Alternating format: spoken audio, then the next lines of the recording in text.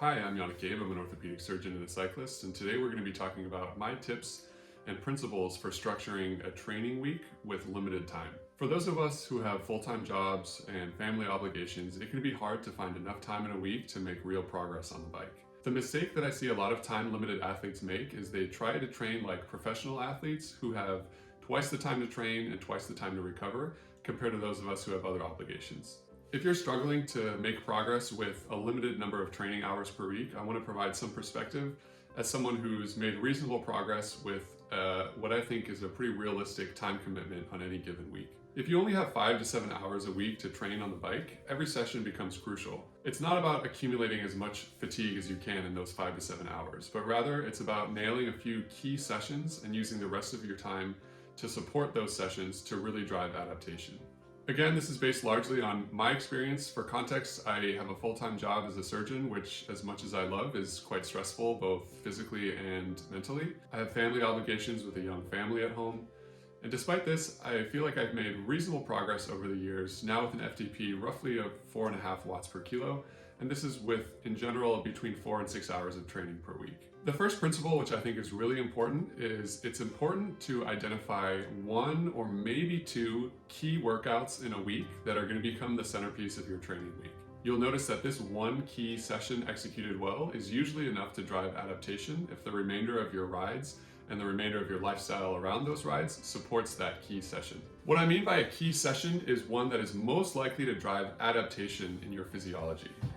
This could be a workout that is longer than your other sessions. It could be a workout that is more intense with regards to power, but it should be a session that stresses your physiology in order to try to drive adaptation and improvement. Most people can identify 1 day a week where they have the time and the mental energy to nail one key session. And I think this becomes a key strategy for those of us with limited time in a given week. An important thing to remember is that your preparation for the session matters just as much as carving out the time to complete the session itself. It's important to remember that sleep and nutrition, both before and after that key session, are critically important to set yourself up for success. For me personally, I run through a brief mental checklist before what I determine to be a key session to gauge whether I'm ready for that session.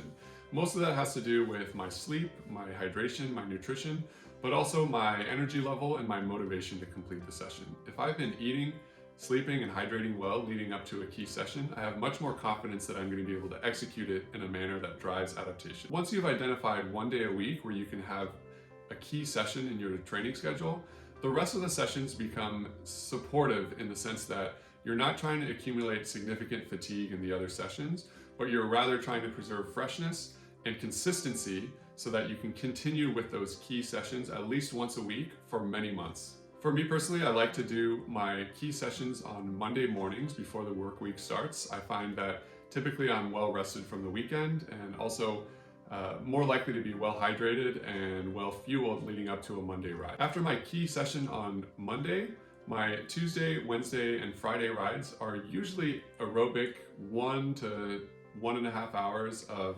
zone 2 or even zone 1 spinning just to maintain consistency and maintain my base endurance. On either Saturdays or Sundays, I like to program in a longer ride, not necessarily a more intense ride, but one that's typically an hour or 2 longer than my training rides during the week. I find that these long rides are quite helpful in developing durability and longer distance endurance on the bike, especially when I'm gearing up for an event that calls for 50, 75, or 100 miles of riding. With regards to what my key intensity days look like, I like to divide these into one of 2 types. The first is a threshold-based ride where I'm riding close to my threshold power in longer intervals, anywhere from 10 to 20-minute intervals.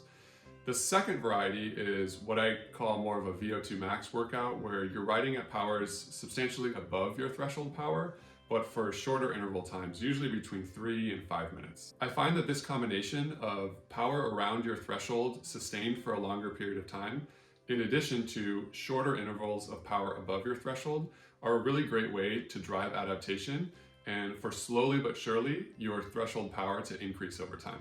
One thing that's really important for time-limited athletes is to pay attention to what you're doing in your everyday life to support your training with regards to sleep, fueling, and hydration.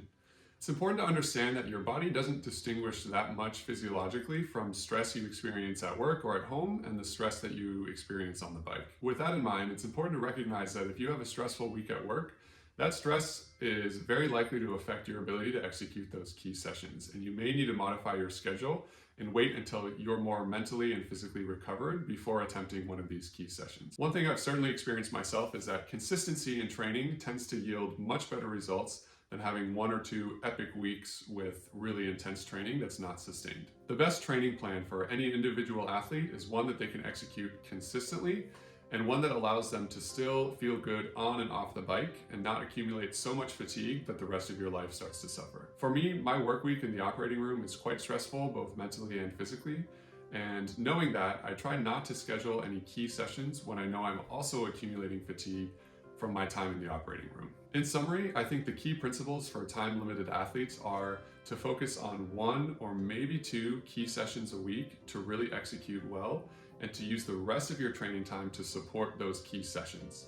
In my experience, I've had much more success driving improvement with these key sessions well executed than a bunch of rides that are kind of completed but not executed at a high level. I find that some of these medium intensity rides accumulate fatigue without really driving adaptation that actually makes you faster. It's important to schedule these sessions at a time in your week where you are less likely to have work or family stress, as our bodies have a hard time differentiating between stress at work and stress on the bike. Just as important as executing these key sessions is supporting your recovery both before and after the sessions.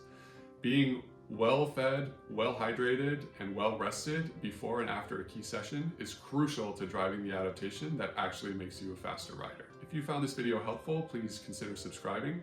I'll be covering more content related to cycling training, injury, and recovery, and I'll see you next time.